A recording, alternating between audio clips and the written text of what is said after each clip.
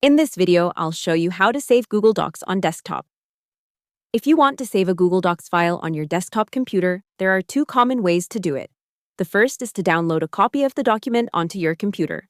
The second is to make the file available offline so you can open and edit it even without internet access. Let's start with downloading the document to your desktop. Open your file in Google Docs, then click File at the top. After that, choose Download and pick the file type you want. For most people, the best options are Microsoft Word if you want to keep editing it later, or PDF if you want a clean file for sharing or printing. Once you choose the format, the file downloads to your computer. If you specifically want the file on your desktop, open your Downloads folder after the download finishes and drag the file to your desktop. On some computers, your browser may also ask where you want to save the file before downloading. In that case, just choose Desktop as the location and click Save. Now let's talk about offline access because this is a little different from downloading.